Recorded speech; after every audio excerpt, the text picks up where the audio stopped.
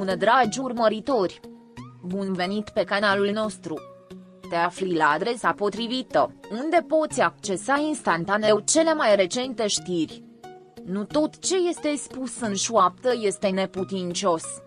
Uneori, cele mai puternice mărturisiri vin ca o șoaptă, dar ecoul lor zguduie zidurile sufletului.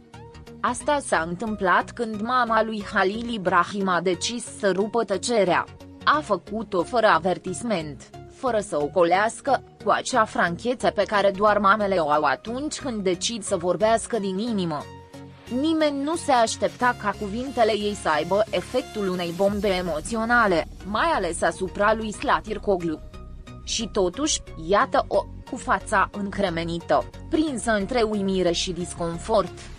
Într-un cadru intim, departe de camerele de filmat, conversația a luat o întorsătură neașteptată. Între o ceașcă de ceai și o privire subînțeleasă, mama lui Halil Ibrahim a început să se deschidă ca niciodată. A menționat amintiri din copilărie, răni vechi, dar și mărturisiri despre ceea ce văzuse și simțise de-a lungul timpului. Și apoi, cu o pauză dramatică care a lăsat sala în suspans, a rostit fraza care avea să schimbe totul. Ea era singura femeie care îl iubea cu adevărat pe fiul meu și am știut asta de la bun început. Fraza a căzut ca un trăsnet asupra lui Zlatirkoglu, care nu și-a putut ascunde șocul. Nu era vorba doar de greutatea cuvintelor, ci de ceea ce veneau să confirme. Luni de zile, poate chiar ani, tensiunea dintre Zlatirkoglu și Halil Ibrahim fusese subiectul unor zvonuri, speculații și tăceri stânjenitoare. Și, deși amândoi au încercat să mențină un echilibru între viața profesională și cea personală, exista ceva care plutea mereu în aer. Acea mărturisire maternă, neașteptată și brutal de sinceră, a pus în cuvinte ceea ce mulți bănuiau, dar nimeni nu îndrăznea să spună. Și Zlatirkoglu, prinsă în acel adevăr crud, nu știa cum să reacționeze. Scena s-ar fi putut termina aici, dar nu s-a terminat. Pentru că mama lui Halil Ibrahim, departe de a se opri, a mers chiar mai departe. A vorbit despre momentele în care și-a văzut fiul trist după o filmare, despre nopțile în care nu putea dormi și rostea numele lui Zlatirkoglu ca și cum ar fi fost un secret care îl chinuia. A povestit cum el, în ciuda durității sale exterioare, devenea vulnerabil de fiecare dată când se uita la el. Și chiar dacă nimeni altcineva nu putea vedea asta, o mamă știe întotdeauna când fiul ei este îndrăgostit. Zlatirkoglu a încercat să-și păstreze calmul, dar mâinile ei trădau un ușor tremur. Respirația ei, inițial reținută, a început să se adâncească, să se agraveze. Nu existau repetiții pentru acest tip de conversație. Nimeni nu o pregătise să audă așa ceva, cu atât mai puțin de la mama bărbatului care a marcat o perioadă atât de intensă din viața ei. Amintirile i-au inundat mintea ca o avalanșă, râsete între scene, priviri furate, despărțiri care nu au fost niciodată definitive. Atunci s-a lăsat o tăcere densă, genul acela care îți taie respirația.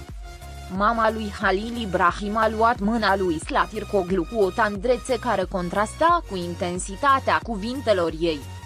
Nu vreau să pun presiune pe tine, fiindcă, a spus ea, dar te-am văzut. Și ceea ce ai avut nu a fost o scenetă. Fraza, deși simplă, a fost lovitura de ultimă oră. Zlatirkoglu a închis ochii pentru o secundă, ca cineva care încearcă să oprească vertijul unei revelații. Nu a fost ușor să proceseze toate acestea. Zlatirkoglu știa că Halil Ibrahim fusese întotdeauna un bărbat rezervat, chiar și atunci când împărțeau ecranul zi de zi. Dar acum, prin mama ei, se deschidea o fereastră către lumea lui emoțională pe care nu-și o imaginase niciodată. Și acea fereastră nu dezvăluia o simplă admirație profesională, ci o iubire tăcută, profundă, aproape sacrificială. O iubire care fusese păzită cu gelozie, dar care acum ieșea la iveală cu o forță imposibil de ignorat. Conversația a continuat, deși nimic nu a mai avut vreodată aceeași greutate. Cuvintele au devenit mai blânde, gesturile mai lente. Slatircoglu nu a mai vorbit prea mult, dar privirea îi se schimbase. Nu mai era actrița încrezătoare pe care o cunoștea toată lumea, ci o femeie confruntată cu sentimente pe care poate le îngropase din comoditate sau din frică. Pentru că nu există amețeală mai mare decât să înfrunți ceea ce ar fi putut fi. Și poate încă ar putea fi.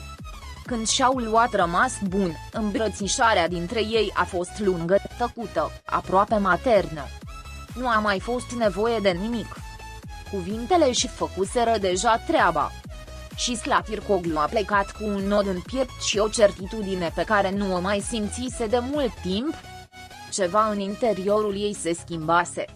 Ceva care poate așteptase prea mult să iasă la suprafață. În zilele care au urmat, cei care au văzut-o au observat o strălucire diferită în ochii ei. Ca și cum ceva ar fi fost descuiat, ca și cum o ușă uitată ar fi fost deschisă larg. Nu a spus nimic despre conversație, dar limbajul corpului ei a vorbit de la sine. Uneori, o singură propoziție este suficientă pentru a schimba totul. Și exact asta se întâmplase. Halil Ibrahim, la rândul său, părea să nu fie conștient de ceea ce se întâmplase, dar cei care îl cunoșteau bine știau că ceva îl tulbura. Exista o așteptare liniștită în el, ca și cum ar fi simțit că piesele unui puzzle erau pe cale să se așeze la locul lor. Deși nu cunoștea detaliile, simțea că ceva era pe cale să se schimbe între ele. Și poate pentru prima dată după mult timp, și-a permis să aștepte. Pentru că atunci când o mamă vorbește din inimă, universul se rearanjează în moduri neașteptate. Cuvintele mamei lui Halil Ibrahim nu au fost doar mărturisiri, au fost semințe. Și dacă un lucru este clar, este că acele semințe au început să germineze în inima lui Slatircoglu, chiar dacă încă nu știa ce floare vor rodi. Adevărul este că unele adevăruri, atunci când sunt rostite cu dragoste, nu pot fi ignorate. Rămân să bată în interior, șoptind în cele mai neașteptate momente. Și poate, doar poate, această poveste nu s-a încheiat încă.